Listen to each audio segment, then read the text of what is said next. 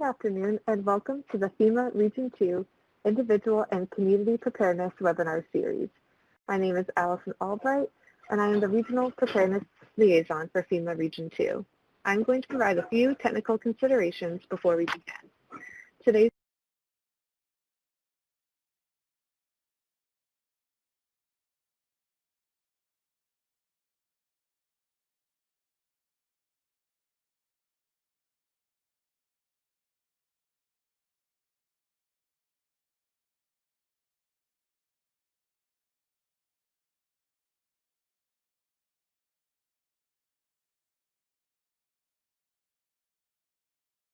There are into the district. Okay. Hey everyone, I think the audio went out. I believe we are back now though. I'm just going to start with the technical considerations one more time. Okay, great. So today's proceedings are being recorded and captioned. The archived event will be available on the FEMA website in the coming weeks. You should hear audio through your computer speakers, so please ensure that your volume is turned up so you may hear the proceedings accordingly. In the bottom corner, we ask if you'd like to receive news and updates from Region 2, and if so, please enter your email address and we'll be sure to add you to the distribution list. We will have a question and answer session after the presentation concludes. You'll see a Q&A pod in the lower right-hand corner. Please feel free to submit your questions about the subject matter there, and time permitting, we'll do our best to answer them. Finally, the PowerPoint presentation from today will be available for you to download in the file share pod as a PDF. You can click on the file and download it using the download button. With that, I'd like to turn it over to the Region 2 Community Preparedness Officer to introduce our speaker and today's proceedings. Thanks, Allison. Good afternoon, everyone. I'm Debbie Costa, the Community Preparedness Officer for FEMA Region 2. On behalf of our team working to strengthen preparedness across New York, New Jersey, Puerto Rico, and the Virgin Islands, I'm so happy to welcome you to our preparedness webinar series. Part of FEMA's 4-year strategic plan outlines 3 primary goals. I always think it's important to note that the agency's goal number 1 is to build a culture of preparedness. The Region 2 Individual and Community Preparedness Program is focused on preparing communities for disasters by providing useful information and training, inspiring people to take action and be ready for any emergency. Part of that goal, we're pleased to be hosting today's webinar, the first in a series on powerful presentations. FEMA Region 2 will be hosting a series of communication webinars covering techniques to improve public speaking skills on emergency management topics. Each session will take a deep dive into a presentation element in a fully interactive environment where the audience will have a significant role.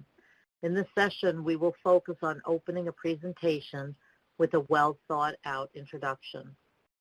A presenter throughout this series is Thomas Song. He has been practicing the oldest profession in the world, sales, for 25 plus years. For more than half that time, he worked on Wall Street using proven sales techniques and relationship management strategies. He joined FEMA in 2010 and has led Region 2's outreach on flood hazards. Thomas uses principles in selling to win over indifferent or skeptical audiences. He has also served as a communications coach, developing trainings to help emergency managers influence the behaviors of decision makers and the public.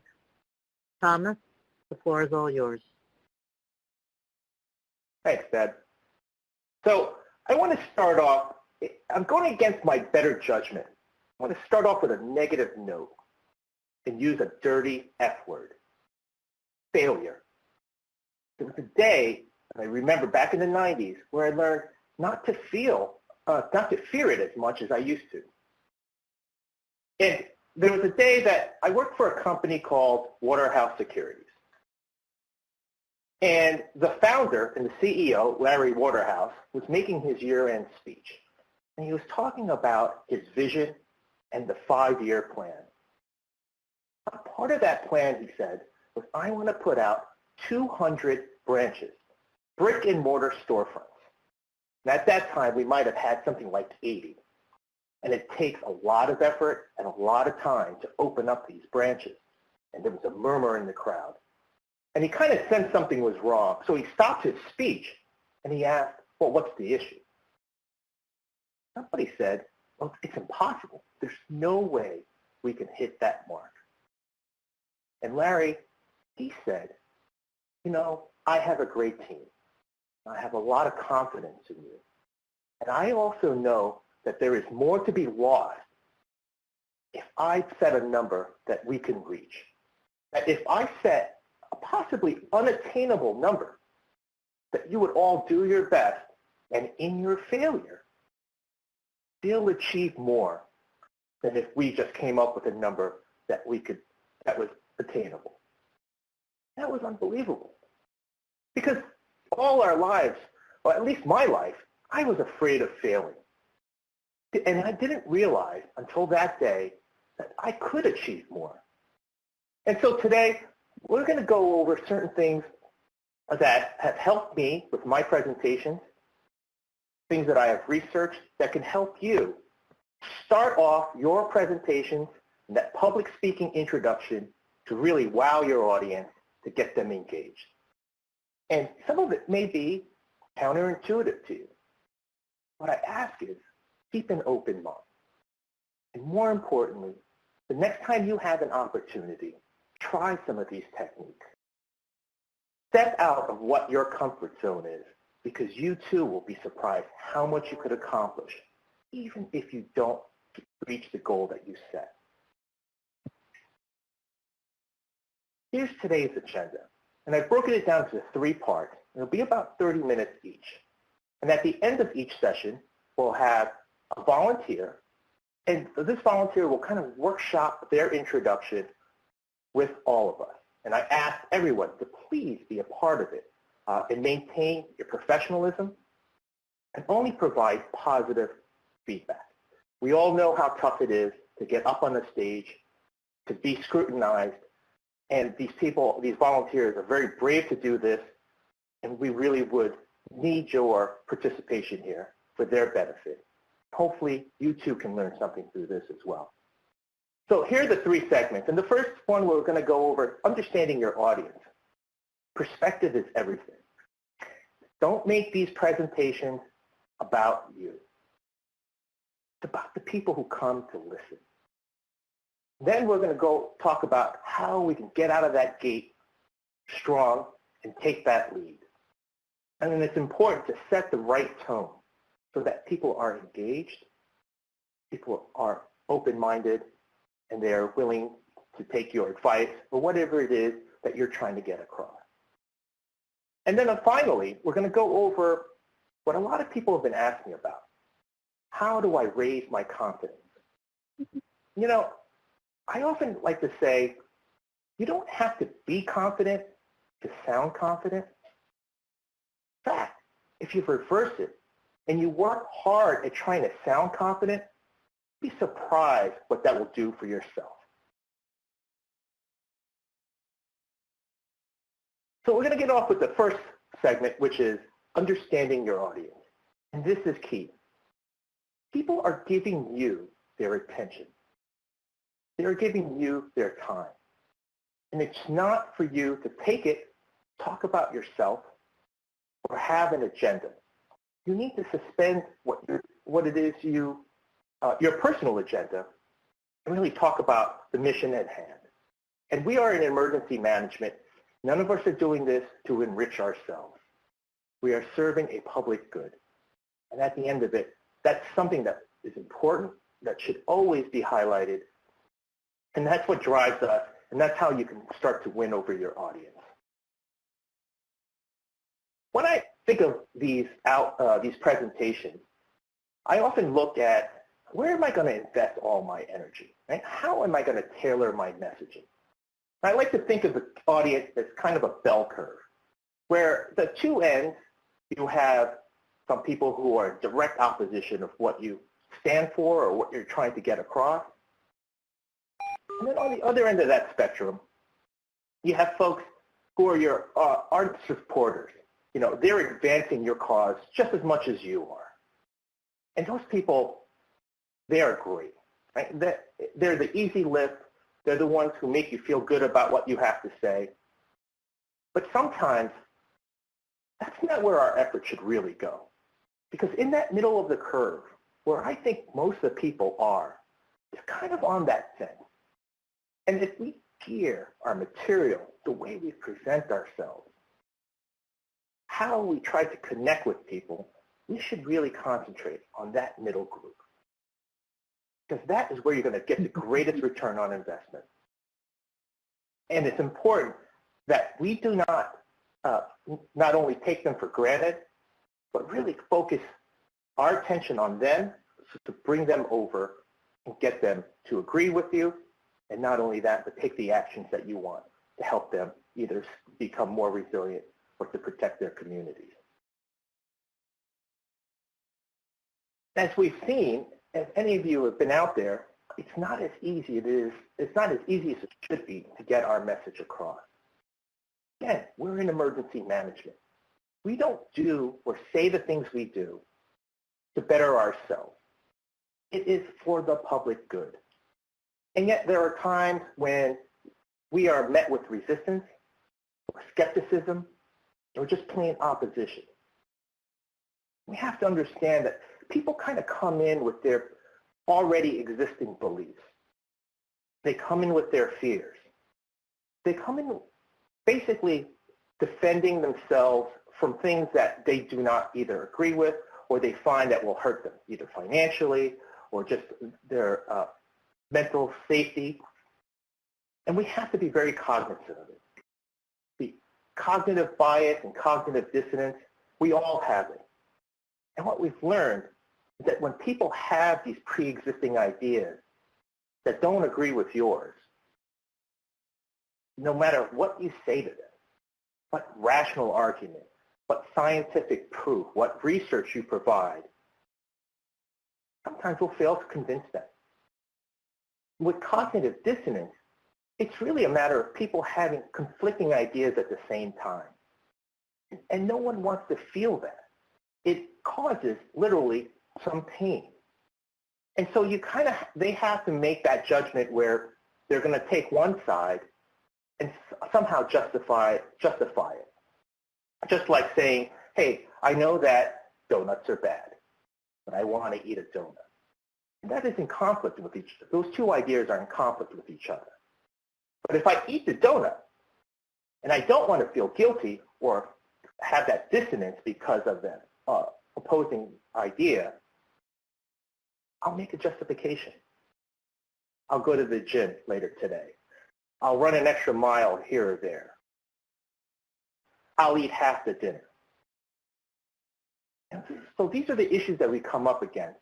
Because some of our programs, some of the things that we're getting across may really interfere with people's day-to-day lives, or at least they're thought that they are safe. So it's important to understand that people have these defensive barriers, and we need to get through to them. Because again, it's for their own good, or the good of the community, or the good of a larger group. So having this idea, well, if a logical argument doesn't work, what else can we do? Don't ever forget the emotional part of what we do. Now, if any of you have talked to survivors of a disaster, victims of a crime, as many of you have, you understand that these are heartbreaking moments. And some of the greatest joys we get in this job is that if we can protect people or minimize the impact for the next event, it's a huge win for us. And so try to use that emotional part of why you do what you do. Try to get that across because it's a hard thing for people to argue against. And so when you introduce yourself, this is a great way to kind of establish that you care. That again, you're not doing this for yourself, but it is a greater good. And many of you have that experience. You have that emotion that you can kind of reach down inside and grab, because that's the authenticity that people will really kind of connect with. And as you're introducing yourself or introducing your presentation, there are opportunities where you can make that connection. You can express those feelings or show people why you do what you do. And that will help them put their guard down. and the first impression is a big deal. And the study, University of Michigan did a study where they said in 7 seconds, people come up with 11 judgments about you. Now, this is back in the day when we had face-to-face meetings. But 7 seconds, they would watch the way you carry yourself, how you walk, how you dress, maybe even how you shake other people's hands. And then in 2 minutes, they come up with more judgments. And within that span, that impression of you would last 7 years. So it's important, and we all understand you can't make a second first impression. So you need to make the first one count. So as you are working on your next presentation, really focus on how do I want to open this up? What do I want the crowd to see or hear from me from the get-go? How can I do this? How can I use this to my advantage? Because it's important that we take that opportunity to be disarming. With the barriers and the defenses that people may come to your next meeting with, you have to be disarming. You have to put that audience member, all your audience,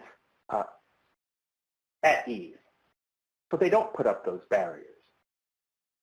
And the clear thing is, people have the right to believe or feel what they want. Doesn't mean that you agree with them, but you can respect that.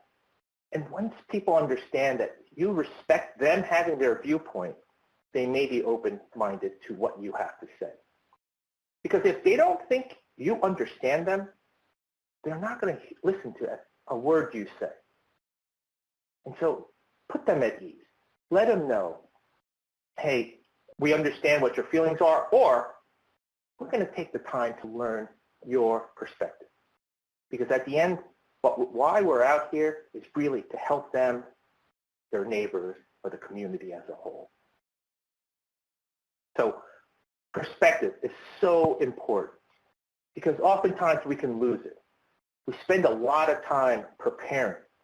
And if you don't do enough research or understand the group that you're about to engage, you really think about what they want.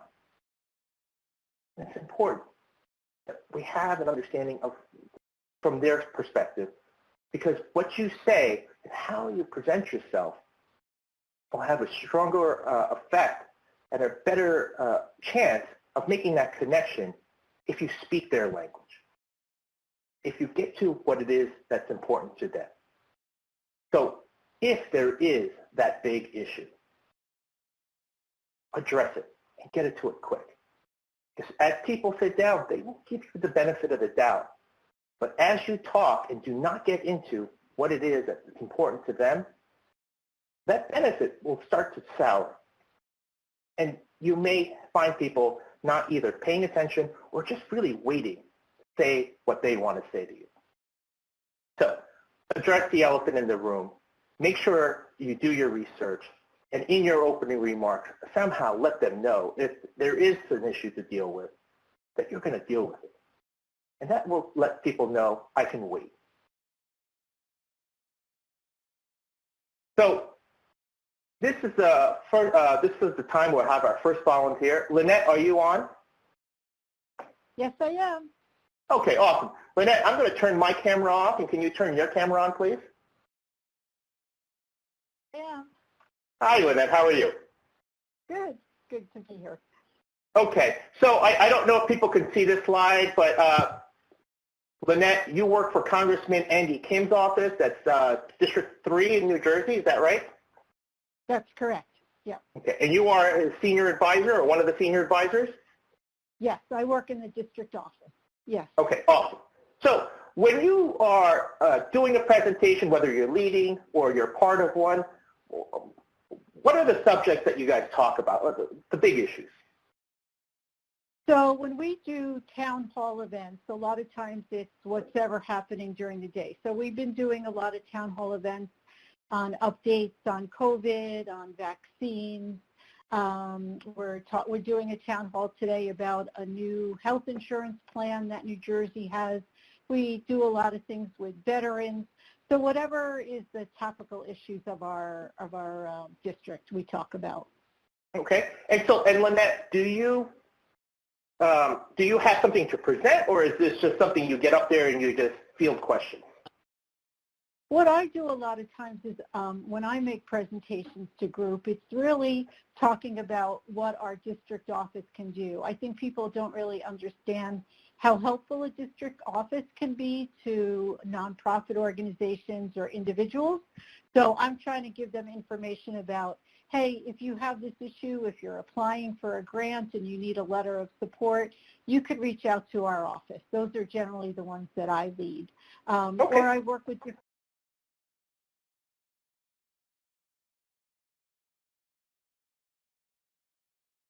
Here's the scenario, and what we'll do is you are at a town hall, and you have a group of constituents, and they are whatever topic it is that you want to cover. However you would introduce yourself, what I'd like you to do is kind of go through your typical introduction, spend about 1 or 2 minutes doing that, and then we'll have the audience kind of provide feedback in real time.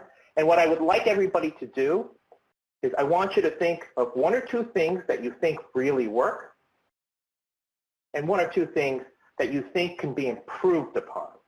And again, please maintain your professionalism. We all understand how hard it is to do this. Lynette has had no prep. She is doing this cold, so she has a lot of courage doing this in front of everyone. So Lynette, let's just say I'm one of the facilitators. Hey, it's 2:20. We're going to get going now, and I'd like to introduce the first speaker of the day, Lynette Whiteman. Lynette? Yep. Thank you, Thomas. Thank you, everybody, for being here. It's really my honor to be in front of you today, and I really appreciate your time. I know how busy everybody is. So my name is Lynette Whiteman. I work with Congressman Andy Kim in the Toms River office, and what I want to talk to you about is when to call a congressional office. Prior to coming to work with Congressman Kim, I worked at a nonprofit organization, and honestly, it never crossed my mind to call my congressional office. And now when I think back about that time, it makes me sad that I didn't know that. So that's what I want to talk to you about today is really how can we be of benefit to you? What are some of the issues that you're facing? How can we help you? And then I want to hear from you, what's happening with you and maybe ways that we could work together in the future because we are here to serve you and I want to learn from you as much as you learn from me. Oh, so Lynette, that was awesome. Okay, so if everyone please, if you can just start typing in the chat box, let us know. And while Allison is helping me out and going through some of your support, some of your comments, Lynette, I want to give you my feedback. Okay. First, you sound very strong and very sure of yourself, very clear. That's awesome. Okay, I love that backstory. Do you use that all the time, or just when the occasion calls for it? I just thought of it today when you were putting me on the spot. Oh, Lynette, you cheated. No, but I loved it because it was so relevant. And you're kind of giving me, I'm a complete stranger, and I'm sitting there, and maybe I'm angry, right? Or maybe I'm just curious. But you're telling me a story. That's something I can't argue against, right? So let's see. Allison, you have anything you want to share? Any good comments, feedback?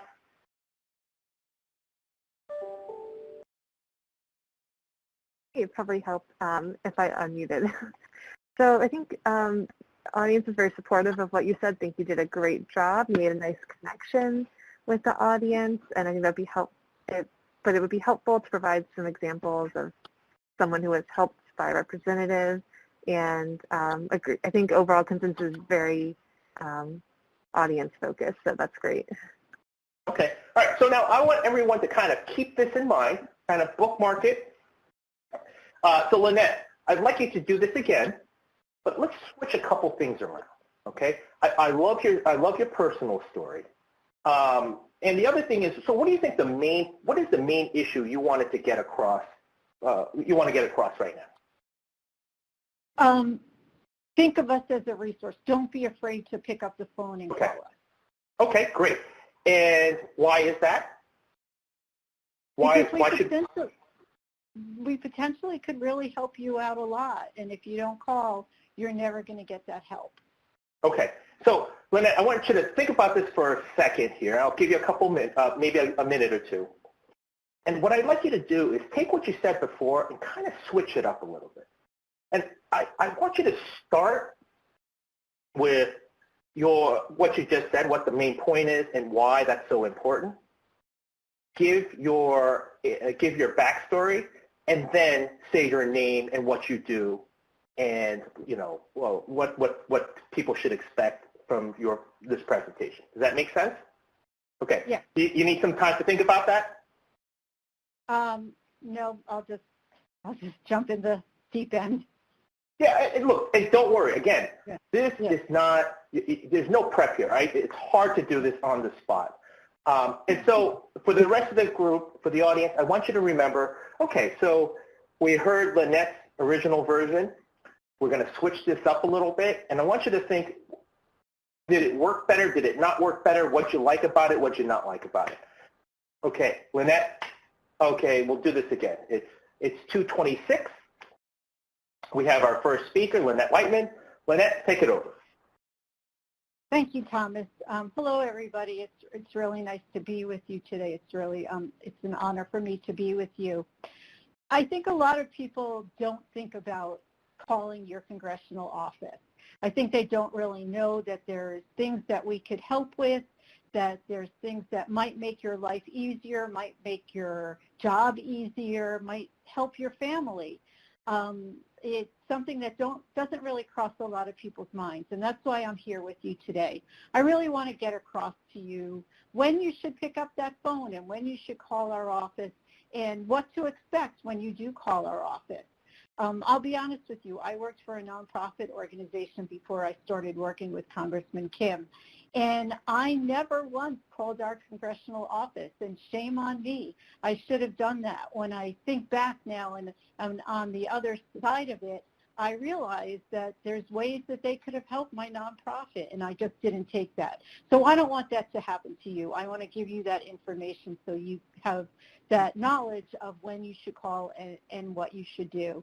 And so my name is Lynette Whiteman, and I work for Congressman Andy Kim. I work as a senior advisor for him, and I work in the Toms River office, and I'm going to give you all my contact information before we leave today, and I hope that you'll use that information and give me a call in the future. Yeah.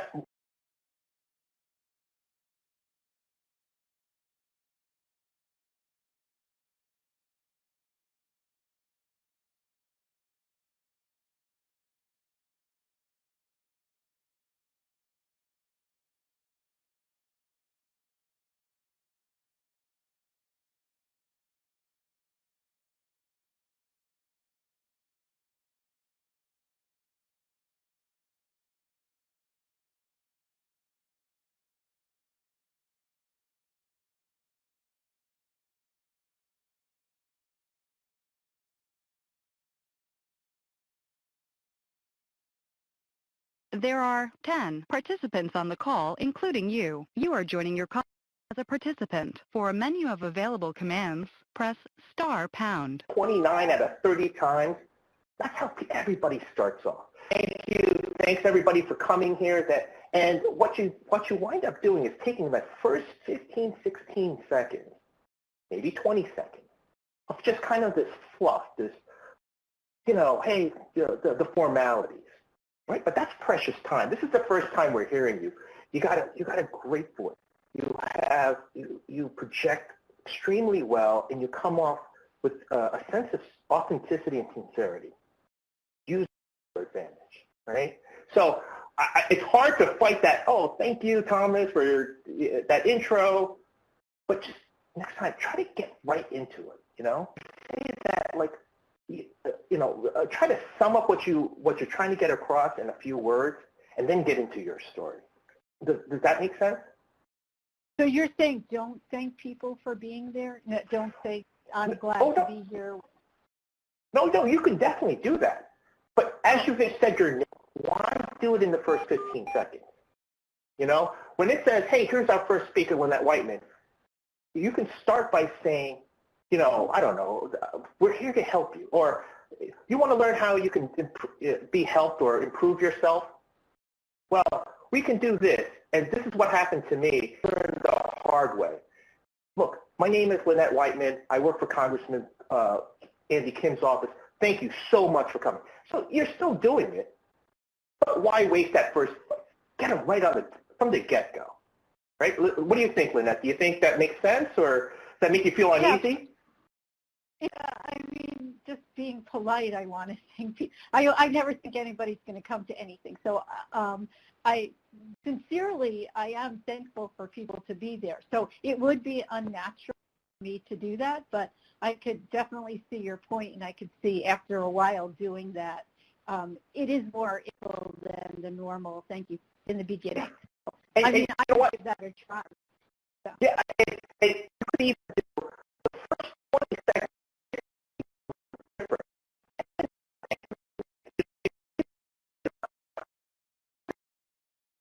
The group think about second or first one. Anything good? I think everyone thought she did a great job again. The backstory was really helpful, and they found it really engaging, really strong, right to the point, lots of energy. And I think someone else commented you didn't really have the ums or ands or anything, which is great. Yeah. So as a group, what do you think? Do you like her saying, "Hey, thank you for joining," and thanks for having me, etc.? Or do you think when she started talking, if you took that part out, it was much more of an impact?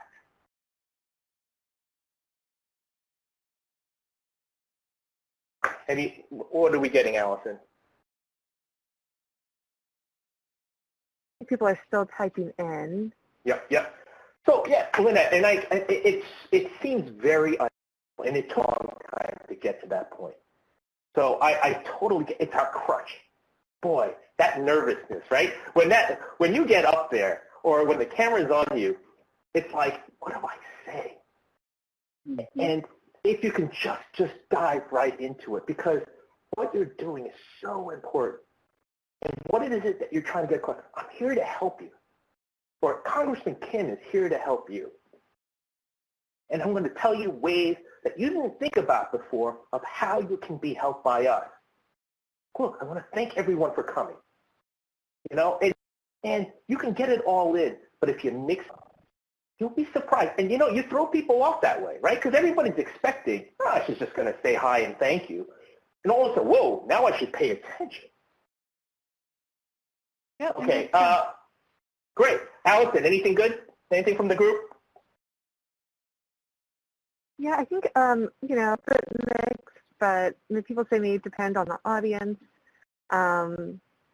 But people also liked how it kind of went straight to the point without it as well. Okay, great. Well, Lynette, thank you so much for volunteering. Thank you. I hope you found this helpful. And again, it takes a lot to do this, so my hat's off to you. Okay. Talk to you later, Thomas. Thank you, Lynette. Okay, so we're in the second section. Oh, Lynette, you can turn your camera off now. Awesome. Thank you. The importance of starting off strong. And in this example, again, we use that crutch of saying our names or saying thank you. And it's really more for us as a speaker to kind of get over that hump so that we can hit our stride. But if you practice and you try this, you'll be surprised how much effective it is to use that first 30 seconds or that first minute to really get in there, grab their attention, and then you can do all the formalities if you like, or you don't have to. That will be up to you.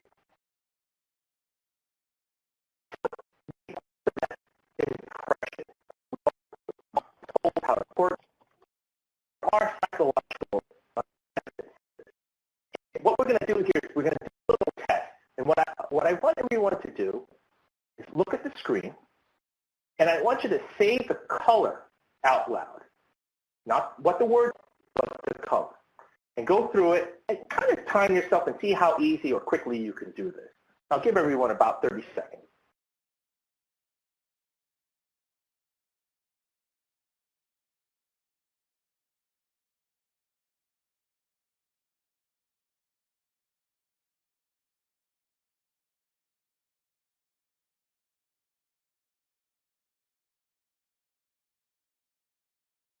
Okay, everybody done? Okay, so pretty easy, right? I'm going to change this, and I want people to do the same thing. And again, don't read the word, just say the color out loud.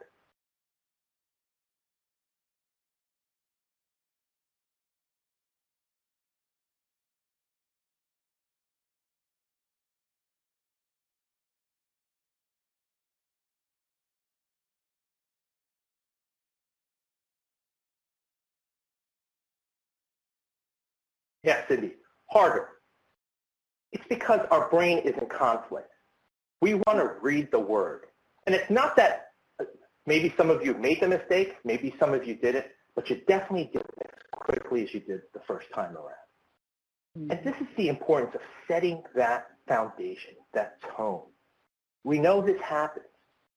And if this happens, can we use this to our advantage?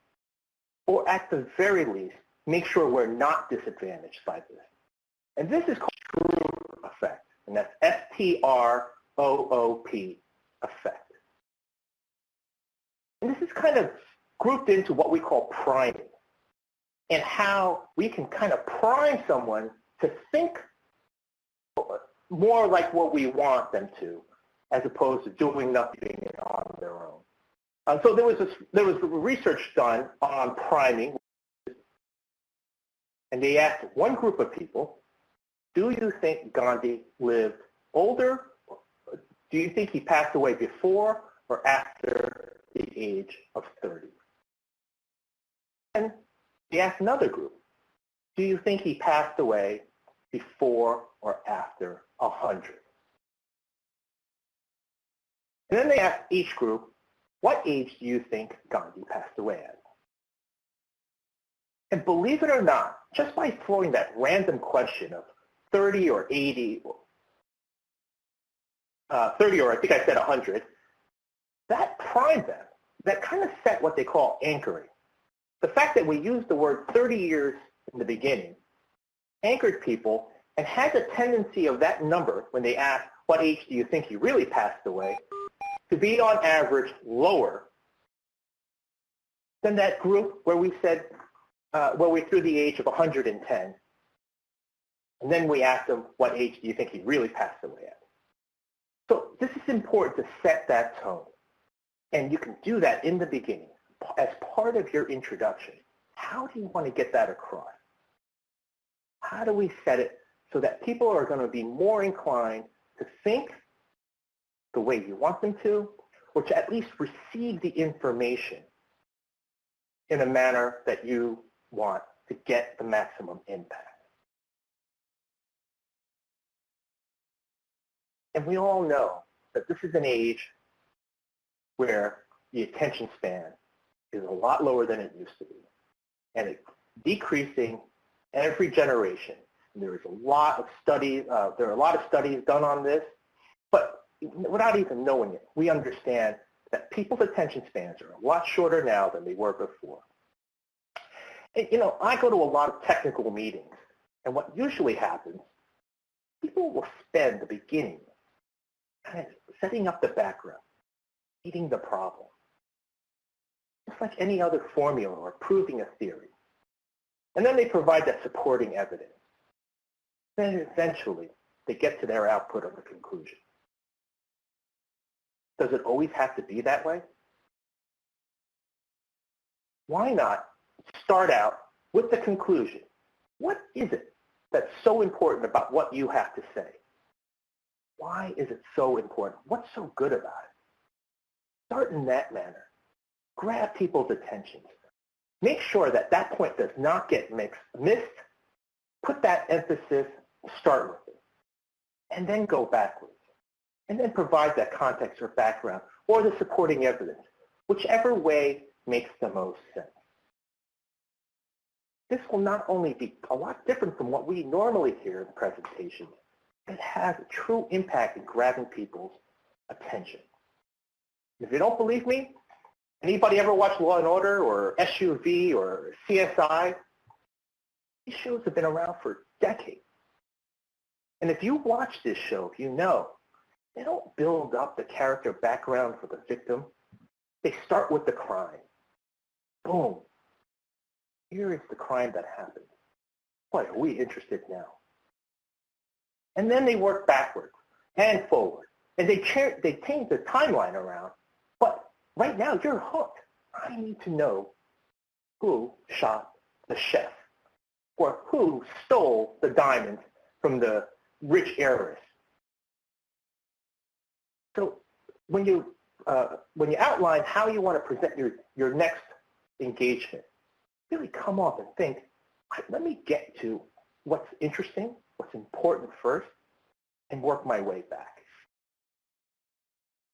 And as we were saying about the attention span, we also know that people multitask all the time. You know, and there was a study here where they asked, most people said, hey, I'm a good listener. But also the vast majority of people say they multitask.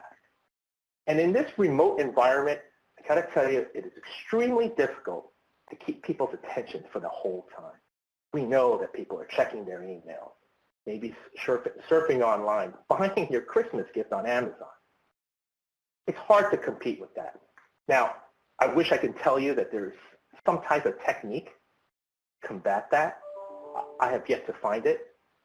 People talk about more interaction, polls, keeping the audience engaged or part of the presentation, and it definitely works. So try to mix things up. And so in the beginning of your presentation, you can start with a question. You know, and whatever question may be relevant. And this way, the audience feels like they're part of it from the beginning. They're involved. And make sure you keep them involved so that they have to lift up their heads from their computers. Now, it doesn't mean that you kind of start at the top and you only go downward from there. And here's an example where I took the pacing, I found the pacing for the Star Wars movie, the first Star Wars. Now, Cindy, I was trying to find something with the Avengers. I apologize. But what I did find is that this is how they map the story of Star Wars. It didn't start off, it started off with a prologue just to set the background like what Deb did during this presentation. But that opening scene, boom, action. And then there's the lull. And so it's kind of like the SUV or Law and Order. They start off strong and exciting. They work their way back. And then there's more excitement. And then they work that back. And they explain it. And they keep building up and building up and building up. So when you really think about your presentation, think about that. And look at that beginning, that early curve. Don't start at the bottom. Get to that top. Be exciting. Do something. If you're funny, be humorous. Get the attention of the audience. Get your main point across. Get them amused. Do whatever it is. Because if you can win them in the first 30 seconds, you might be able to keep them for the rest of the presentation. And it's hard. So we've seen studies that people just do not remember or retain all the information you provide during your presentation. So keep the number of points to 3 at the most. And there is some study about how 3 is the magic number. But for today's session, it's more about that introduction. Try to make that connection. Try to set that tone. And have people walk away saying, boy, he was a good speaker, or I really enjoyed my time and I learned something. And through that association with you, that might link them back to what you were saying. At the very least, they will think of you as a credible speaker, something as a subject matter expert, depending on how technical you're getting. And this will help you in future endeavors and really kind of help you bring home your message. And I'm going to bring this back up. So what's in it for me, getting to that bottom line, it's just so important that you really need to establish that quickly. People came for a reason. Nobody just wanders off the street or come into your presentation. They have an expectation there. And if you make the presentation or your materials about them, and you say that in the beginning during your introduction, you have a better chance of keeping their attention. Not only that, piquing their interest, which will then help you get your message across. Okay, so here is the end of the second segment, and we're going to have Cynthia. Cynthia, can you turn on your camera and get off mute, please? I am here. Okay, hi, Cindy. How are you? Great, how are you? Okay, awesome. So, question for you. When you do presentations, who is usually in your audience, and what's the subject matter usually about? I'm working with Office of Emergency Services. I started a week before the first repatriates came back, so most of my outreach was not done as presentations, but as a teacher before this, my presentations were regarding science and family science nights. Okay, awesome, great. Oh, and Cindy, you forgot to tell everyone or rub it in their face that you're in San Diego and it's cold at 68 degrees. It is freezing about 65, 66 degrees. Santa Ana winds roughly 20 miles an hour during the night. So we're picking up though. Some of the winds have been up in the 90s. All right, I was just going to sabotage this whole exercise for you, but anyway. So Cindy, if you were going to do a presentation in your current position, what would some of the subject matter be, or what is it that you're comfortable with that you would be able to talk about? Right now, I have been working a lot with recovery and the Valley Fire recovery folks. I've also been I've been helping with the rewrite of our access and functional needs preparedness guide. We just finished that and just put that out to the public. So that was really fun, especially since my son has special needs. Oh, okay, excellent. So let's just say we are we're in a setting where you have an audience that you're going to talk about this. I'm sorry, you said you just wrote a new report, or was it policy? I forget. I apologize. The access and functional needs preparedness guide. Preparedness guide. Okay, sorry about that. Okay, so now you're socializing it, and you have an audience who is there. I guess there are not a lot of people who may be angry about it, but how would you, so we'll have the scenario where I'll just introduce you and you can talk about this guide, why you think it's so important, and why people should really take the time and invest the time to read it and implement some of your suggestions. Would that be fair? Would that make sense? That would totally make sense. Okay, excellent. Cindy, it's 2:40. We have our first speaker. Cindy, take it away. Preparedness is important for everybody, including, especially, most of all, anybody who even might not seem to be able to follow the instructions for being prepared. However, I can tell you from personal experience, having taught my son to be prepared, he was able to help himself when some wood fell upon his head, cracked his head open, and caused his head to start bleeding. He immediately called me, got home. He was doing everything correctly, and I have no problem leaving my special needs son for 2 weeks by himself now. Preparedness is everybody's job. There is not a single person who cannot do that. That was awesome. Okay, and I want the group to please provide some feedback in that chat box. What do you think worked there? What did you like about it? And as Allison is going to kind of go through what people are providing, here's my take. Cindy, that was, first of all, you cheated because you've been paying attention. So don't lie to me that this is how would you normally start a presentation that way? I had Deadpool here with me, so he helped me out. Being a Marvel fan. When I was teaching, I would start out with just as much energy as I could, telling my parents that their kindergartners could understand density probably better than they could. Yeah, that's great, and it's interesting. You came off, and I was really pulled in. I wanted to hear it, and it got better and better and better.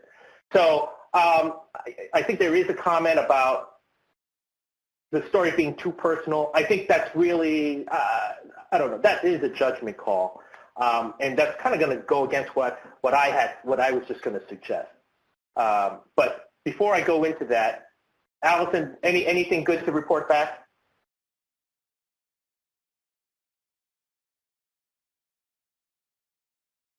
Sorry about that.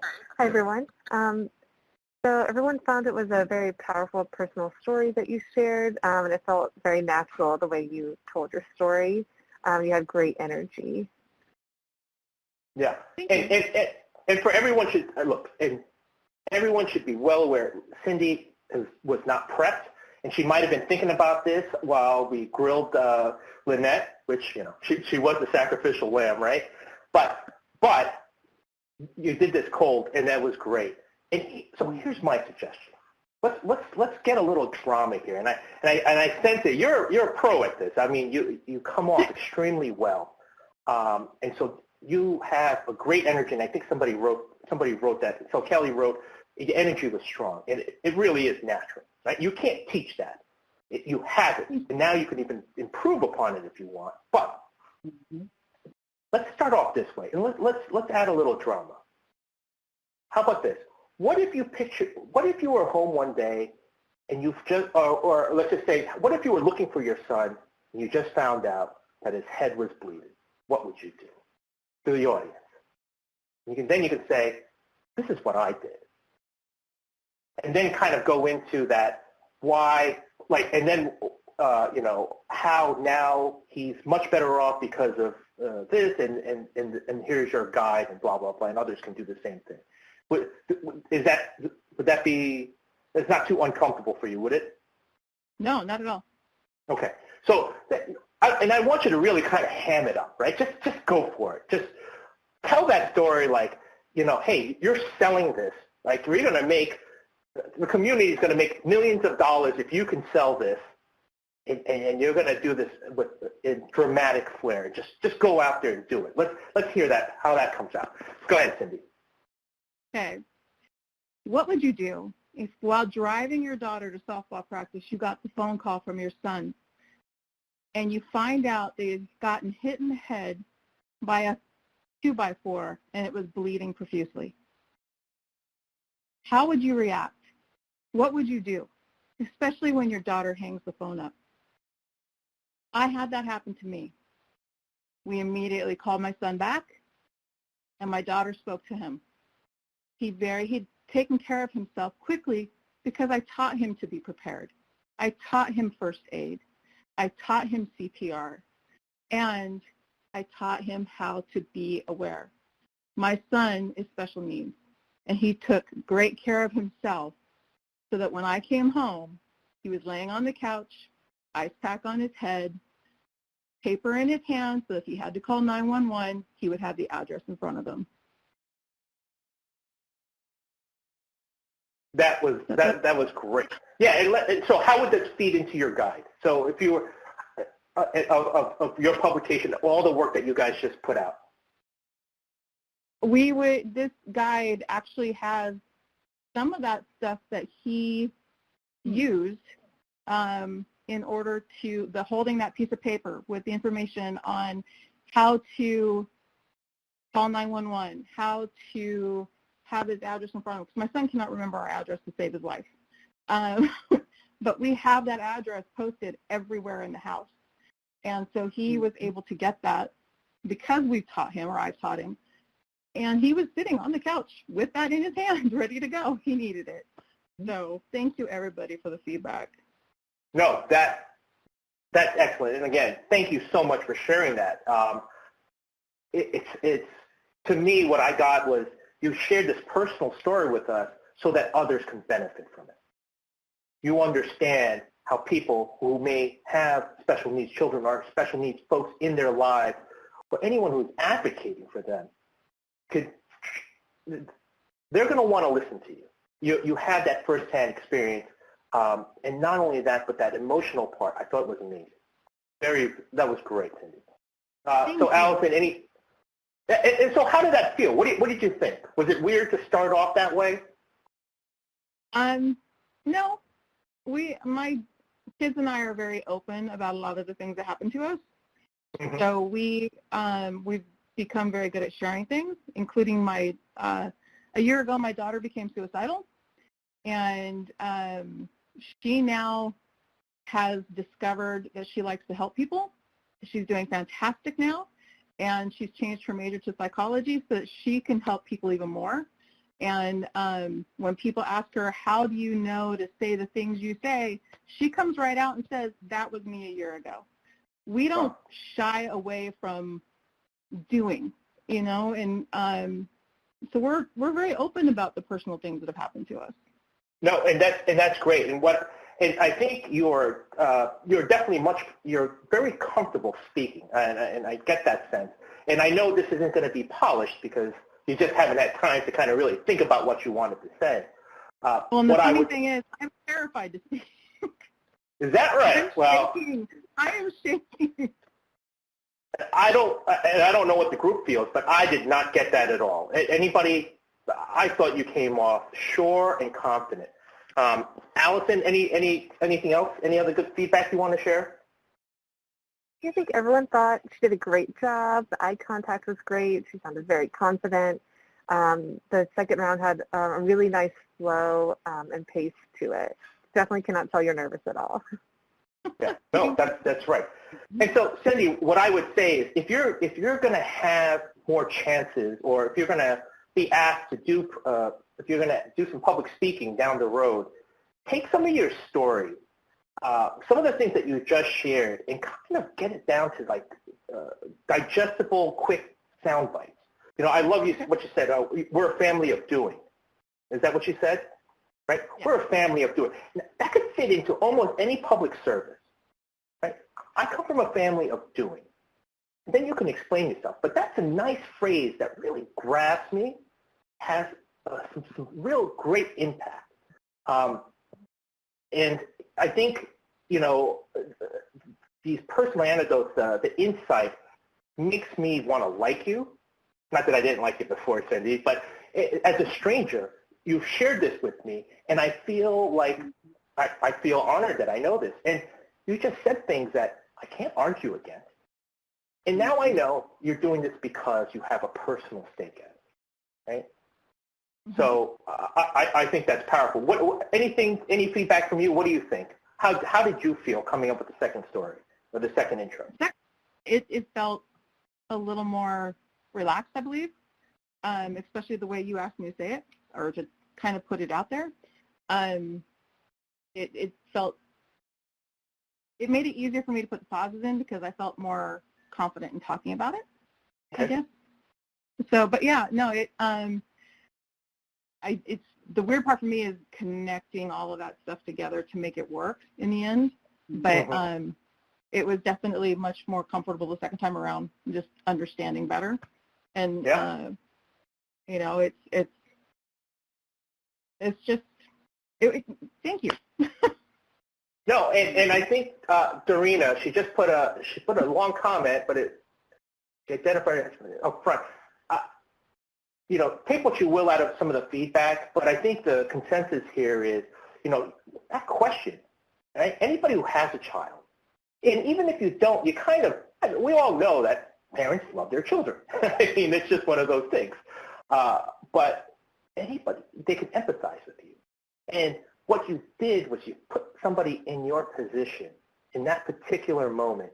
And us not being you, I'd be wigging out. I'm like, oh my goodness, you know, because I am not you.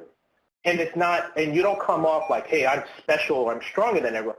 You're just a family who's gone through a lot. And you know. And that's why you do what you do. And that right there, I think will win crowds over for the most part. And if they don't, then you know what? There's a curmudgeon, and that's the end, you know. And I won't use another F word that we all know. So that was great. So any last comments people want to give Cindy? I do have to say, Tom, you mentioned earlier about failure being an F word and everything, and that mm-hmm. the fear of failure should not be out there. I have always taught my kids and my students, failure is not a bad thing, but right. Don't look at it as failure. Look at it as learning. That's and right. Moving forward.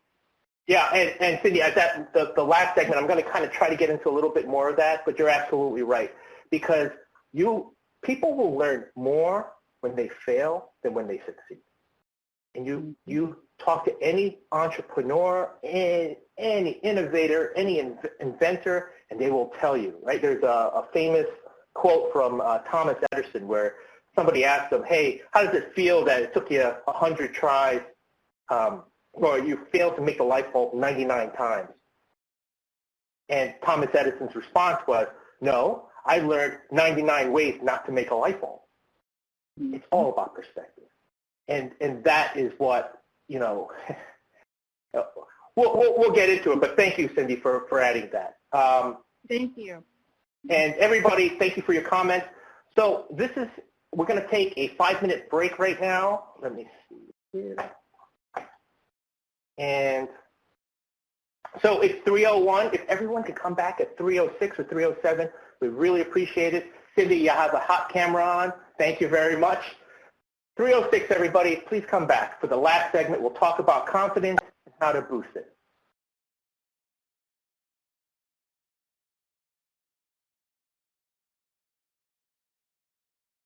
Pause the recording.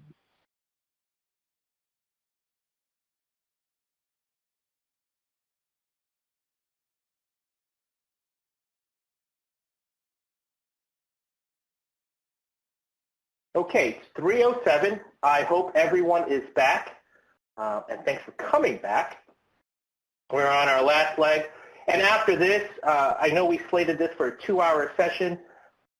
I'll be on if anybody has any questions or has any suggestions on how I can improve these classes. We have 2 others coming up, and if you're interested, or if anybody is interested in volunteering for the next 2, please let me know. You'll have my email address at the end of the slide deck, and I believe it was in the announcement. So thanks again, and we will resume now. And we're going to get into this last section where we're going to talk about raising people's confidence. People often say, you know what, I'm always nervous before a presentation. I wish there was something I can do to boost my confidence. It's something that, you know, maybe you're just taking it the wrong way. And like I said early on, if you work on sounding confident, you'll be surprised what that can actually do to your confidence. And we're going to touch upon that in a sec. But before that, I have a poll question for everybody. When you attend a presentation, what are your expectations? Allison, thank you.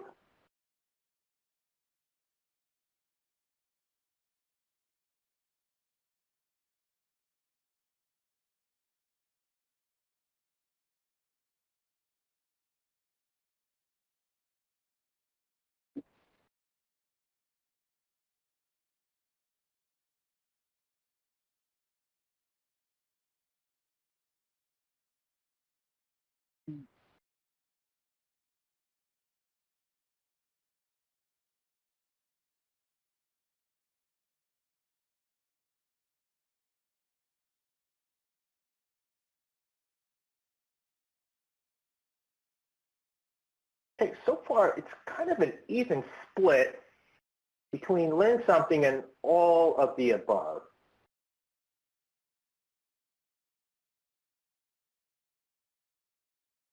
I guess nobody really comes on to be entertained, and I guess it makes sense. We are in a very serious field.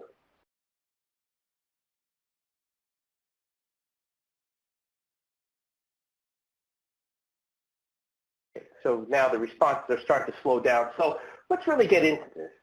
Now, I'm a little, I guess, surprised that more people are not saying all of the above.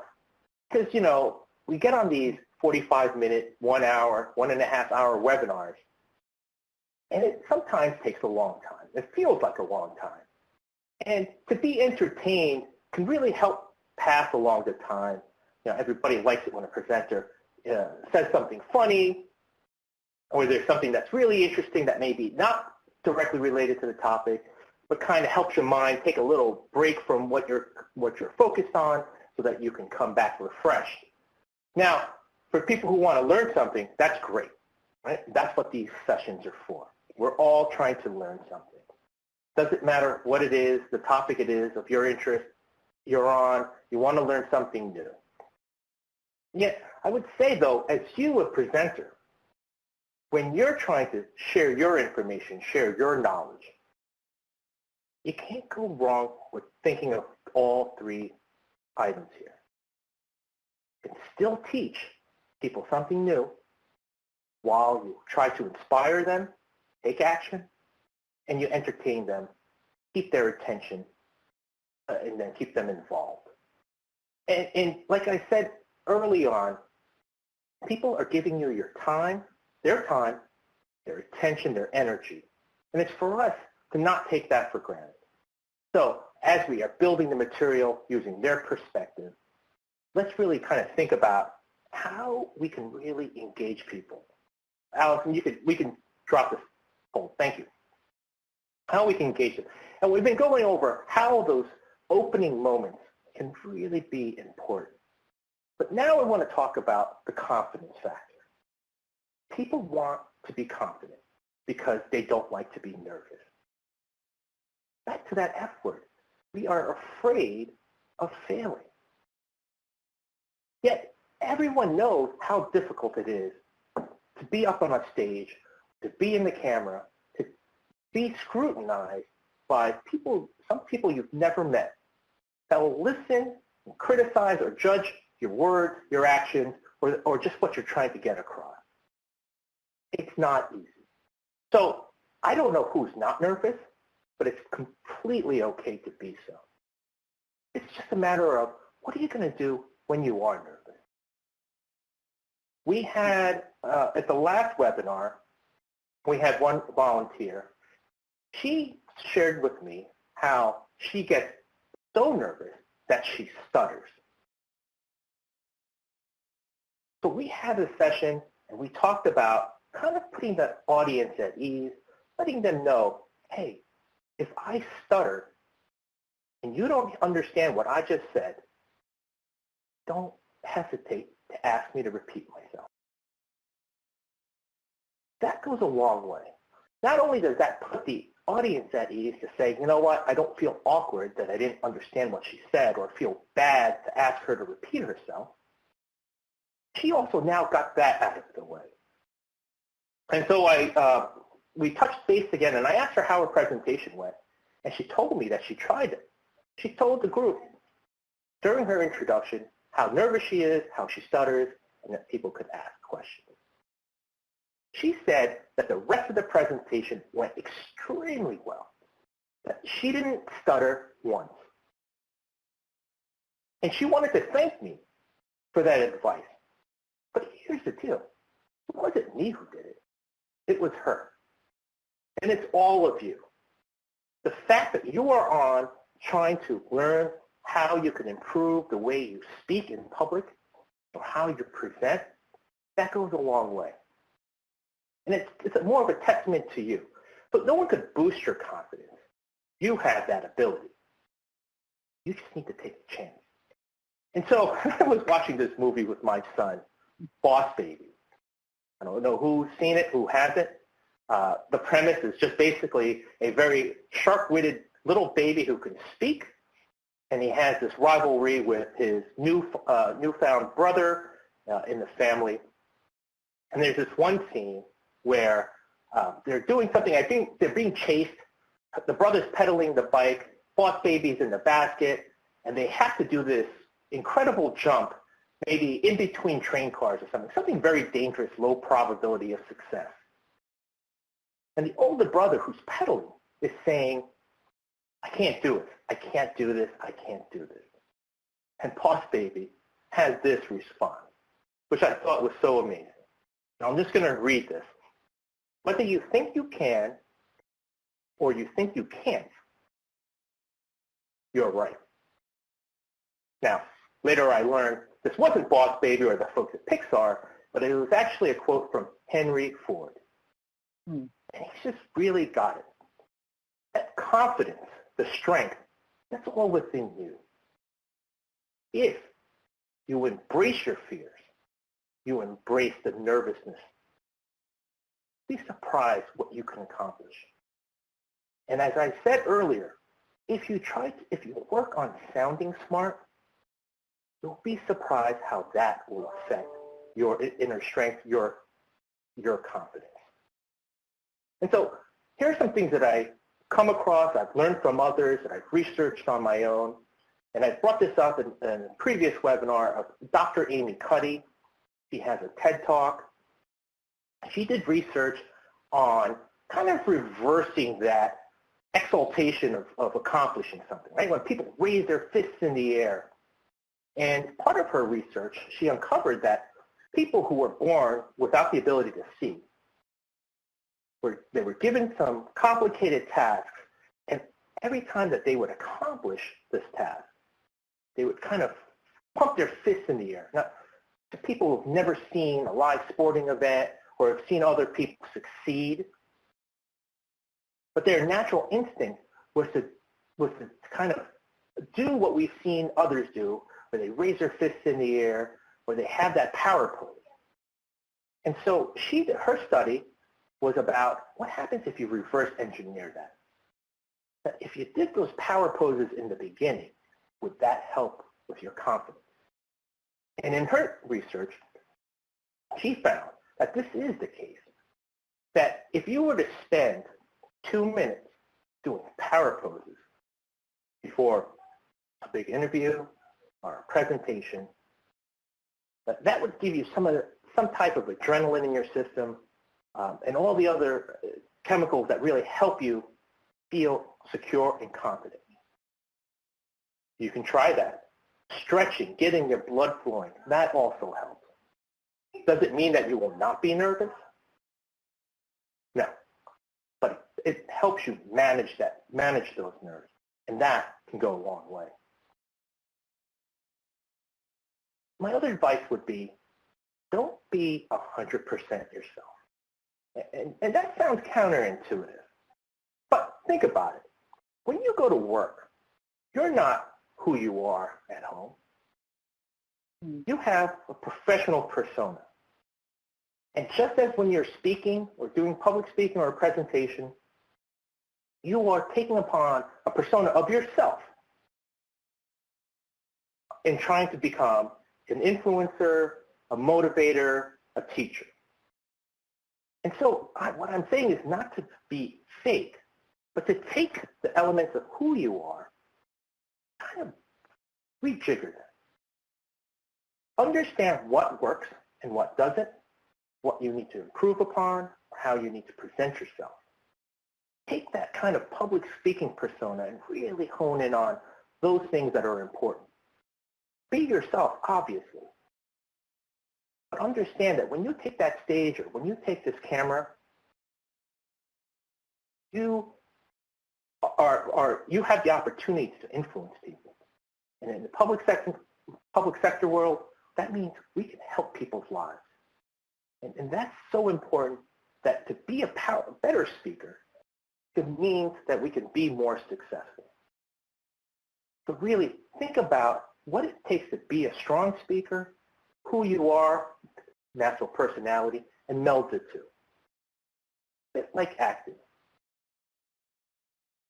And one of the things that you shouldn't take for granted is that your voice, it is an instrument. It's an instrument that we all play. And whether or not you speak emphatically, you speak loudly, whatever it is, try to think of what's the best way to use your voice during a presentation. Speak clearly. There is a rule of thumb to say, speak 20% slower than you normally do. That will help you speak with clarity. And pronounce your words. And when you do that, you'll be surprised how you're perceived, because it's a kind of a sign of strength, of confidence as a speaker. Voice variety, your cadence. I remember I was on a technical webinar, and the person's voice was monotone, and they spoke in just one kind of level. And boy, I just knew I was in for a world of hurt. And while the material was interesting, I could not help just fade away, because the person's voice became like background music. change it up. And listen to some great speeches that have been recorded. See how they use the pace and their pitch. And understand that in the background, it makes us want to pay attention more because it is not just this droning monosyllabic or just a single tone. And finally, voice emphasis. Try not to end your statements with an uptick in pitch. It makes it sound like a question. And what you'll see is that when people make powerful statements, they may actually downtick that last word. It's a statement of power. It makes people listen. And while we may not be thinking about this up front, when you have that uptick at the end of a sentence, you may think you're either unsure of yourself or was that a statement or a question? So really think about how that works. What works for you as an audience? How you can improve the way you speak. How you can be more interesting. And if you work on that, guarantee you, people will perceive you a lot differently. And not only that, that will make you feel different. And so if you think, hey, I need to work on my confidence, try it the other way around and see if you get results.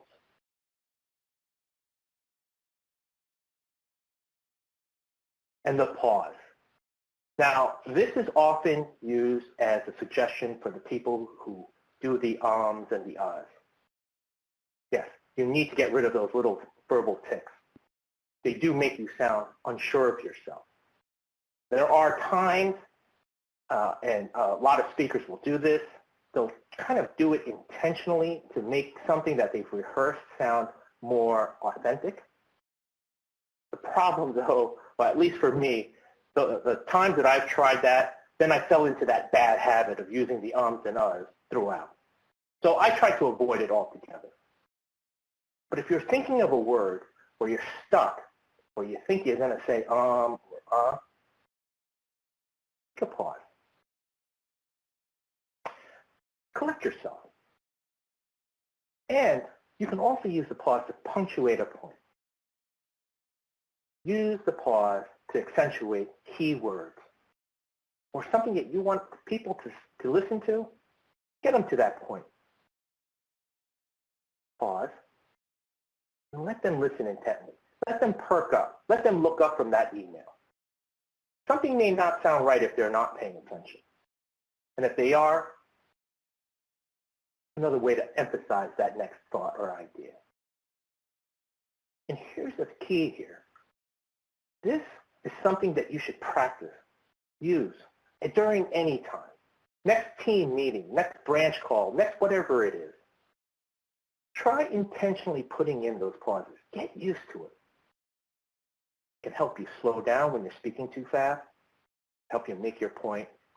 But once you get used to it and it doesn't feel as awkward, you'll be surprised how it can improve the way you present yourself. Strong openings, making it interesting. And Cindy provided an opportunity where she surprised me with her story. And that's where I had this idea, based on some of the talks that I've seen, of how to make it interesting. And so this is a lot more words than I normally like to post. But here's a TED Talk. And I just want everybody to read this person's opening remark.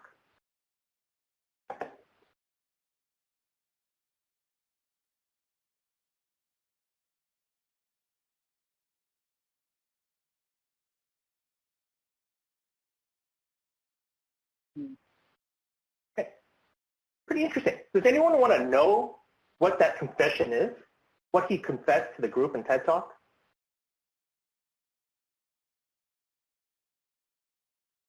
He said that in his 20s, he went to law school. And that was obviously a humorous opening. And then he went on further to say how he did horribly in law school. He said he did so bad, he was part of the group that allowed the other 90% of the folks to do better. And so he does a lot here. He makes you like him. Because if you smile, and I think this is a biological fact, that if you have a sincere smile, you can't be angry. It makes you like him because he made you smile, and then he shared something about himself. Not in a boastful way, but something that most people wouldn't be proud of. So now we gain a little insight, and it's so much easier to connect with him because he allowed you into a little part of his world. Mm-hmm. So as we think about your public speaking persona, while I say don't be 100% yourself, you have to have that persona for the public when you're out there speaking. But everything, the advice you get, whether it's from here or the research you get, really needs to fit. You need to figure it out. You need to understand what works for you, what doesn't. You need to be comfortable with that. But what I would implore, take that chance. Try something different. Get out of your comfort zone, and you'll be surprised what you can learn about yourself or how you can improve, really, how you present and project yourself. Okay, so with that, we have our last volunteer, Angela. Can you please turn on your camera and get yourself off mute? Hi, Angela. Can you hear me? Hi, I can hear you. Okay, Angela. And you are part of the CERT team, and you just made Division II Chief for Brooklyn. Is that right? That is correct. Congratulations. Did that come with the crown, or did you get that somewhere else? The crown is a separate story, but I wish. I think we should propose this to the teams that we all wear crowns. I love it. I love it. That's great. And are you comfortable wearing a crown in front of all these people you've never met? No, because they might think it's strange, but then I want to stretch outside my comfort zone. I love it. That is awesome. So, Angela, when you are presenting or addressing a crowd, what's usually the topic or who's in the crowd? Well, my day job is teaching, so usually it's adult learners who are trying to learn English.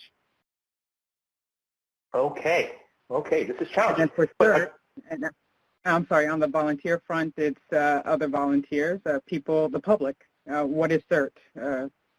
They don't know sometimes. Well, I didn't know we had bringers this time, and next time I ask for volunteers, I'm going to say no teachers.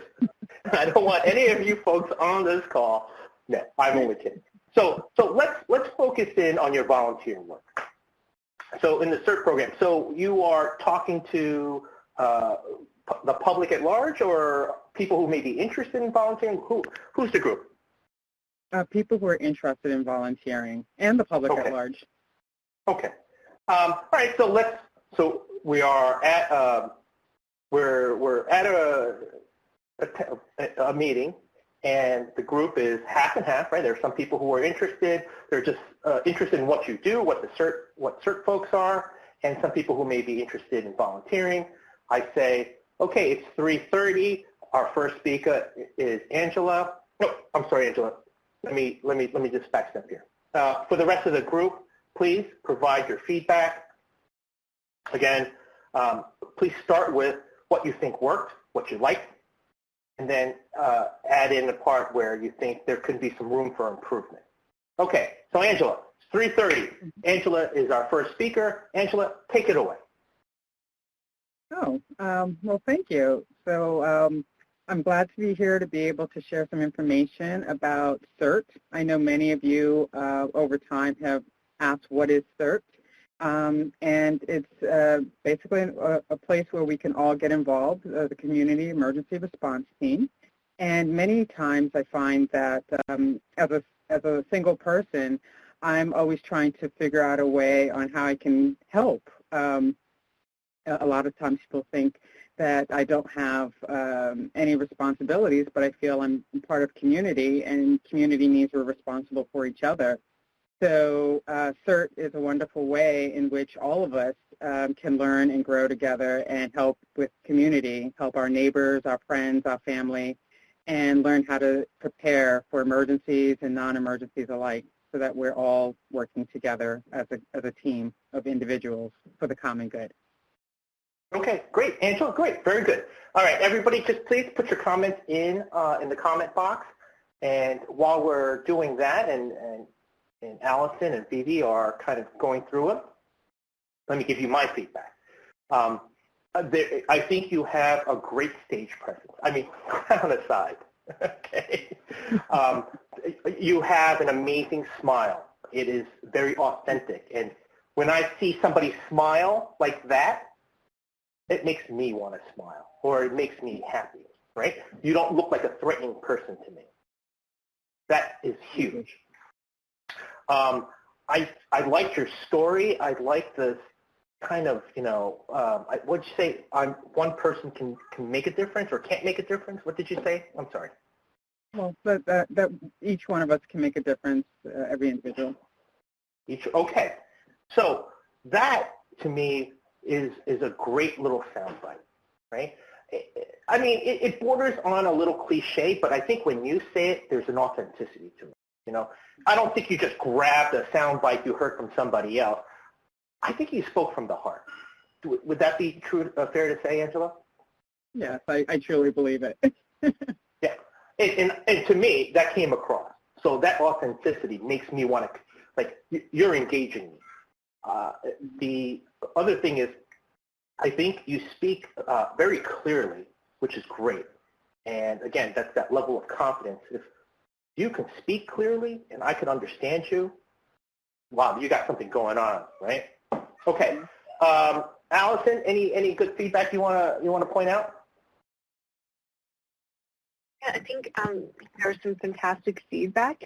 Everyone thought you were very authentic, had a good stage presence, engaging, really clear speaking and dictation, a few ums and ahs, but you seemed very relaxed, inspiring, and it was a really good summary of CERT program for people that are unfamiliar. That's great. And look, let's be fair. Again, Angela, you had no prep time. You're going off cold. And unless you've said this 100 times, the ums and the ahs, unless, again, you're somebody who gets out in the circuit and speaks so much that you're so comfortable, it's going to happen, right? Especially when you're doing it cold and you want to start thinking of the right words to say with all these people watching. So what do you think of the feedback you got? What do you agree, disagree? Yeah, I thank you. And yeah, I don't even notice like the uhs and the ahs because I'm like so nervous.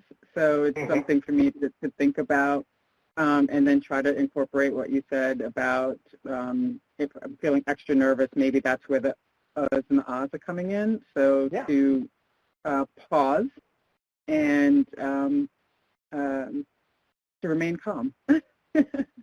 Yeah, of course. And Angela, so how did you feel when you got promoted to branch chief? Oh, wow. I felt extremely nervous and scared, but then also excited because there was a confidence from others who wanted me to do this, and I didn't feel that I can do it. But everyone was like, of course you can. So it made me feel really honored to have been selected to do this, and then a responsibility to make sure that I honor all the I don't know the right word, the feelings expressed that why people want me in the role. Yeah, sure. Look, don't worry about the right word. Use the simplest way to express yourself. You'll never go wrong. And I know sometimes that's hard as well. So I love that. You're in a position of leadership now. You are honored, but that also means you fully accept the responsibility. Why are you better off in that position than in your former position? Not personally, but overall. Why is it better? What kind of impact are you going to, what kind of change can you make?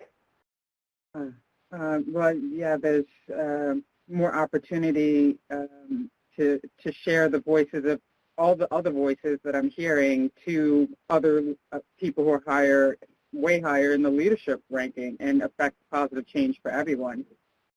Okay, that's beautiful. And you answered my second question. So here's a suggestion. Let's take a chance here. Let's start with that. Okay. So Angela, how long were you a CERT volunteer before your promotion? 3 years. Okay. So how about let's start off with you telling us maybe after 3 years, I just got something like I got promoted, and this isn't, I don't know, how do we come off as not being a braggart, but exactly what you just gave us. It's not about the promotion, but now it's your opportunity to advocate for everybody that you've worked with or to improve this. And what I'm trying to get at is for the folks who are interested in volunteering in this crowd, in this audience, do you think it would be inspiring if they knew that someone like yourself was in the leadership role? Mm-hmm. Like when you started and you heard somebody say, I'm now in a position to advocate for you, or my main goal with this new responsibility that I'm humbled to have is to advocate for you or to improve the program so that people in the field, your position better than I do. Do you think that would be inspiring for someone who would be interested? I do. Okay. So I don't know if you need a few seconds or a minute, but think about starting off with that inspiration and then backtracking into kind of what kind of impact people can have as a CERT volunteer, what they do, et cetera. Does that make sense, Angela? Yes. Yes. Okay. I think I have a way of pulling these ideas together. Okay. That's awesome. Do you need more time, or can you go? No, I'm going to go. I think I can go. Okay. Okay. So, all right. Wait, hold on. I'll cue you up. So, all right, everybody in the group, please, again, just try to kind of remember what that first intro was like. And Angela, this is not a negative criticism. It was great.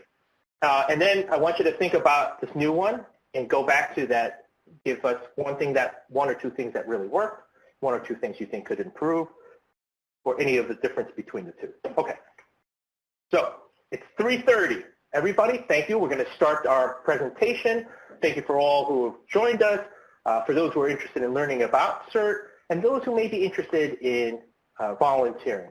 Our first speaker is Angela Thompson. Angela? So thank you. I'm so excited to be able to share a little bit more information about CERT and the program. So I would like to start off with... I'm sorry. Not to interrupt. I'm sorry to interrupt. Let's do away with the thank you. Let's do it with the excited. If you want to say it a little later on. Get right to your story. And I'm only doing this because it is very awkward to do that. And I want you to try it once because it's always the most awkward the first time, and it won't be again. Okay? Mm-hmm. Okay, Angela. Okay. Okay. Okay. So it's 3:30. Angela's our first speaker. Take it away, Angela. Well, have you ever felt powerless that you can't do anything in your community? Well, if you're part of the CERT team, that feeling of powerlessness goes away with each opportunity that you go to serve with other CERT volunteers. I started in the CERT program 3 years ago, and I happened to come across a flyer about it that was handed to me by a CERT volunteer. I had no idea what the program was about. And then I realized that it was a chance for me to become involved in community. CERT stands for Community Emergency Response Team through the Office of Emergency Management. And I found more information about it, and I went through the training program online. And now, 3 years later, I have been asked to serve in a leadership role that empowers myself, along with other volunteers, to express our voices more strongly so that we can continue to help community. I've worked with a group of people during this pandemic, during the summertime, who were a lifeline to me as well as to other people, doing food distribution out on Roosevelt Island, and then a food pantry. And this August, we served our 10,000th meal. And I never would have thought that 3 years earlier that I would be placed in this position of leadership with this organization. I hope that in the future that more people will become involved with CERT, because each one of us has the power to do something, and each day is an opportunity to affect change. I love it. That was just incredible, Angie. I'm telling you, and I don't know if you were watching any of the stuff scrolling by. Amazing. Came up a lot. Excellent. You were slow. You were deliberate. I love that opening line. Did it feel awkward to just not say thank you? Or? It did. Do you think anybody cares you didn't thank me for showing up? Yeah, no. That's right. It's a crutch. It's our crutch. Thank you for showing up. You get that first 15 minutes, which is 15 seconds, which is gold. You replaced it with a question. You asked me, what do you know what it's like? And I was like, wow, I'm in. You got me. You have my attention, and you kept it. And again, listen, this is for everybody. She did this cold. She didn't prep, so don't have this expectation like she should have blown us away with, the Gettysburg Address. The fact is, what you did was, I think it was great. How did it feel to you? It felt good. I felt more confident with the suggestions that you made, and it felt better. Understand this. Again, the confidence is yours. You've always had it, right? All you needed was somebody to say, take a chance. And so you can do that at any time. And what you did was you maximized your opportunities. Now, my suggestions for improvement going forward is you work on that story. You work on your stories. You trim them down. You really kind of construct them to be exciting, to be informative, and then to be inspiring, or however way you want. But professional speakers like rock bands and like professional comedians, you think that they get on stage and they say something new every night? They don't. They don't. You watch any of these stand-up comedians, they say the same jokes everywhere. They've just learned how to make it sound spontaneous. So don't be your own worst enemy, Angela. Get those canned stories. Work on them. Because this is what's going to happen. You're going to find yourself in situations where that story is going to just come in handy. Okay? You're going to pull it, and you're going to say it, and you're just going to blow the socks off of people because your story isn't going to be way out there or just going different directions for some people who say these things spontaneously. You are going to be, you're going to arm yourself with these little stories that are going to just help you be persuasive, influential, and it's going to be amazing how confident you feel because now you don't scramble to come up with the right words. You'll always have them. Does that make sense, Angela? It does. Absolutely. Thank you. Okay. So, Allison, what did we get from the audience? I think you covered a few of the key points, amazing over and over again, compelling. I think just a lot of positive feedback. So like, again, the, background on CERT, how you made it, you spelled out what it is, and just kind of, it was a nice journey from beginning to where you're at now, and they liked the empowerment concept. Yeah. Angela, so what do you think? Any kind of feedback for us? What would you like to say?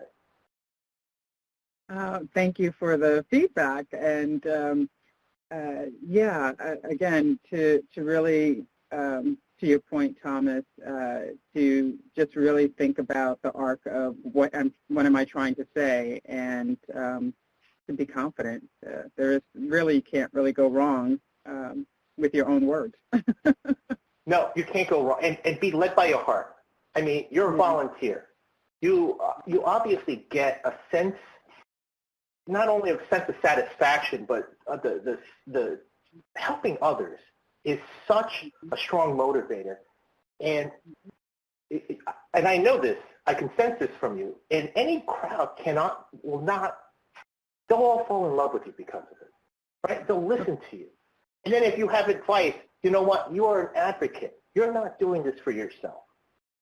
And that goes a long, long way. So trust your heart, and don't think that, that you have to be this creative genius.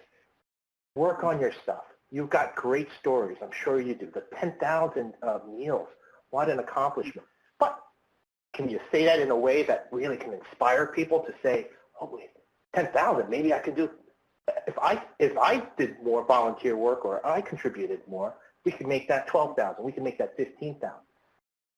And that is why I'm asking you, not to be fake, but to just come up with ways to make it more powerful. Because power, that influence leads to action, and action leads to success, and success leads to more people being healthy. Okay, thank you, Angela. It wasn't too scary, was it? Not too scary, but still scary enough. But I love it. So thank you all for the feedback and the help. You did awesome. Okay. Thank you. You could turn your camera off. Thank you. All right. Well, so this is going to conclude the session, and I hope everyone got something out of this. We never know how these volunteers work out, and how all three of these people just did a phenomenal job. And I want to thank the audience. You guys were part of it. I think everybody maintained the professionalism. Everyone was very helpful. And as you've seen firsthand, sometimes you just got to get out of your comfort zone. Try something a little different. And it's amazing what you can accomplish on your own. And there's three things I want you to all consider. Look, when you get out there, think about your audience. This isn't about you. We've all heard speakers kind of brag about themselves or talk about themselves. That's kind of a turnoff. There are ways to say what you want to say in a positive manner. The more you can influence, the more you can inspire action. More action, safer people, stronger community. Start strong. Get rid of that crutch. Stop saying thank you to the audience for coming. If you want to thank them a little later. This isn't about being rude. It's about wasting those precious seconds. And as we've seen with these three speakers, you can grab people in those 15 seconds, get them interested. Have them pick up their head from that email they're writing and saying, I've never heard someone start off like this. Or, wow, I can't believe what happened to Cindy's child. These are ways to engage people. You'll have a better chance of getting your message across if you can get them in the beginning. And the confidence. I mean, I don't know about you, but I heard all three people. That second time around, they sounded more confident than they did the first time.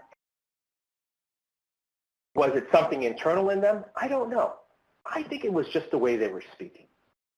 I think it was what they were saying. Because sometimes we get so engaged with what people are saying, we might forget the imperfection. But there are things, those verbal tics, searching for the right words. Keep it simple. Use the pause, and really try to create that public speaking persona that uses all the elements that you know that work, that you as an audience member like to get from a speaker. And be that. You'll be surprised how confident you will feel just by acting it. So that's it for me. I guess we'll do our Q&A now. Anyone have any questions? Thomas, I have some questions for you, but first I have to say that Queen Angela totally rules. Gotta say that. Just putting that out there. Okay, so, you talked a lot about not doing the thank yous and saying your name in the beginning. So what happens when the audience doesn't want to hear what you have to say, like when you start with, you need to wear a mask?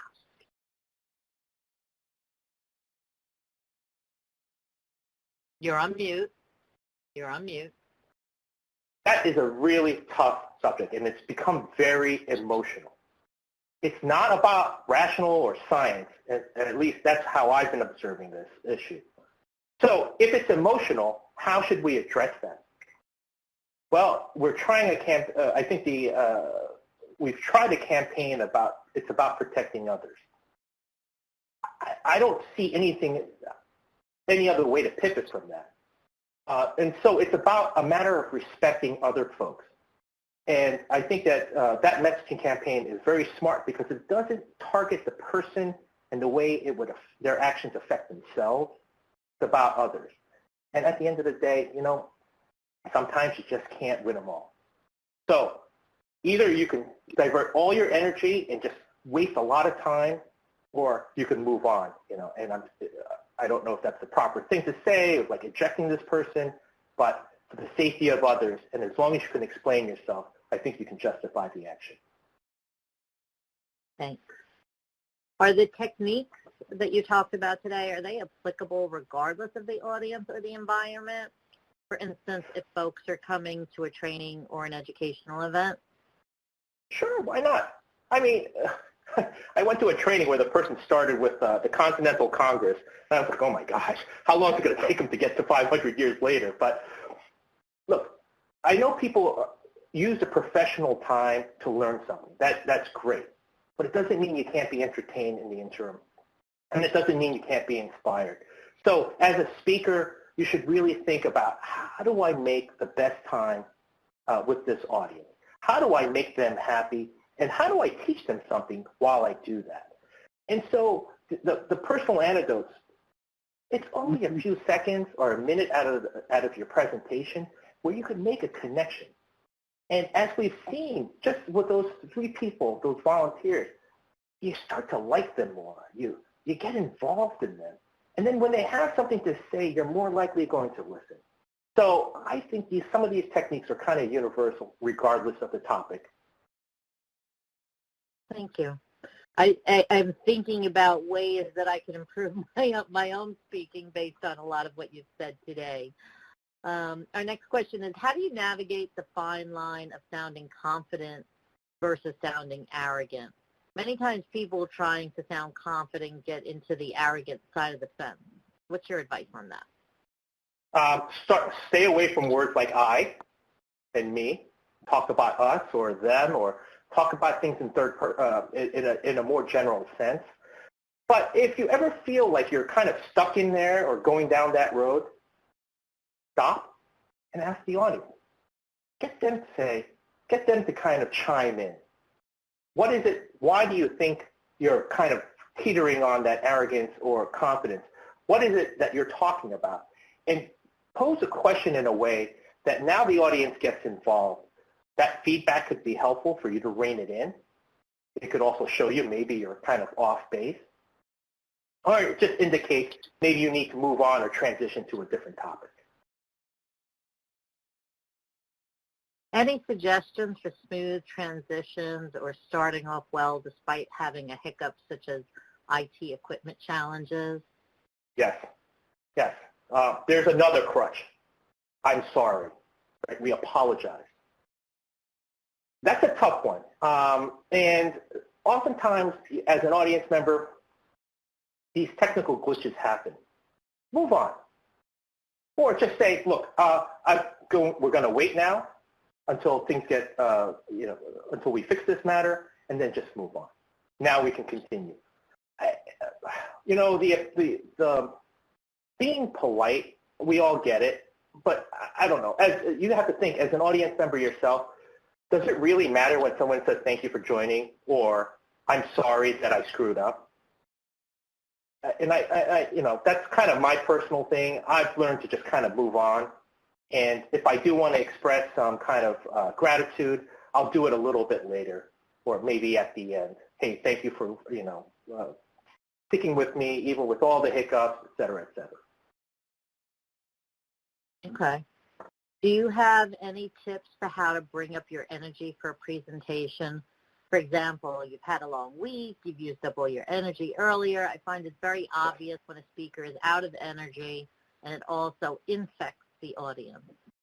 Yes, yes, definitely. And sometimes it's not because they're tired. It may be because it's a defense mechanism, or whatever it may be, a lack of comfort speaking publicly. Here's one thing. Don't drink a lot of caffeine. There have been times when I've been wired and I'm just speaking a mile a minute. I think the big thing is really you're probably talking about something that you care about. So really focus in on that. The emotional part of what we do can really energize you. And so while you're saying, I'm really tired and I have to do this presentation on flood mitigation and raising your house and keeping you safe, I understand how important it is. And I try to reach back and think back of the times where I heard a heartbreaking story from someone, or something that somebody said that they thanked me for helping them. And I think that really invigorates me. So really, when you speak, try to speak with your heart, and you'll be surprised how it can empower you or energize you, even when you're down. That sounds like very sage advice. I do have a question myself. So if you're not doing your normal introduction, you're not giving your name, you're not thanking the audience, and you find your hook, whatever that may be, some sort of personal or relatable story or just something to grab their attention, at what point do you say, hey, I'm Debbie Costa? Like do you wait until the very end? Yeah, you know, say your first 60 seconds or 90-second intro, you know, you really need to work on your story. I mean, the introduction is so important that it's something that you shouldn't just kind of do it spontaneously, because sometimes we can go a little overboard or take too long. So, you know, that 90-second mark is a great mark. Hey, and before I continue, look, my name is Debbie Costa. Thank you for joining. And, you know, I was getting into this story because of how important it is and how it relates to, and then you're back on course, right? Or, you know, hey, have I thanked you for taking the time out of your busy day to come to to attend our webinar? You can find a natural time, but sometimes you just got to force it in. And you know what? People just they don't remember it. And if you're doing it for an impact, you're going to get it done for yourself, and then you'll feel at ease to continue moving on. Thank you.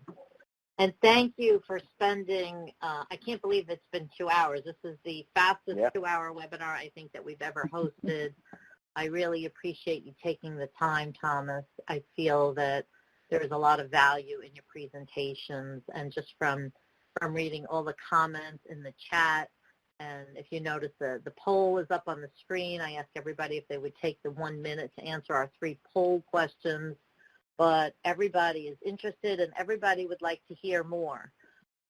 So Thomas will be back again in January. I don't know that I have the exact, January 21st, looking like 2 to 4 p.m. And the powerful presentation episode will be specifically about storytelling. So we look forward to that. I want to thank the audience. I'm sorry, but this is the end. So I can of course. Of course. Thank everybody for joining us today. And we still have, I would say, probably 8 more webinars before the end of the year, including one with NJOHS&P for Houses of Worship on Thursday. We'll be talking about the influenza vaccination during COVID-19 in both English and Spanish. This week and again next week.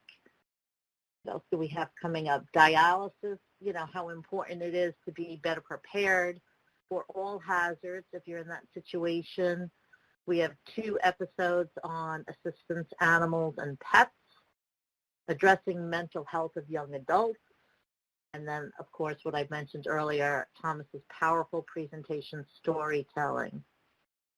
So in January, we are going to resolve to be ready in 2021, and we've joined forces with the other 9 FEMA regions to present 10 kind of lunch and learn unique topics that we have not covered in the past. And we will be going starting in Region 1 in Boston and working our way all the way to California with these great topics. Rather than me going through each one of them now, if you click on this first link on your screen, you will see all of our upcoming webinars, anything that we already have scheduled. If you missed one, or if you listened to one that you think a friend or a coworker or a fellow volunteer could benefit from, we do record all of our webinars. The link on your screen will take you to that. And if you ever need to contact us, it's FEMA-R2-prepares at FEMA.dhs.gov. That'll get to me and Allison, and anywhere else it needs to go in FEMA Region 2, we could help direct it. So again, Thomas, thank you very much. Our audience, thank you for joining us.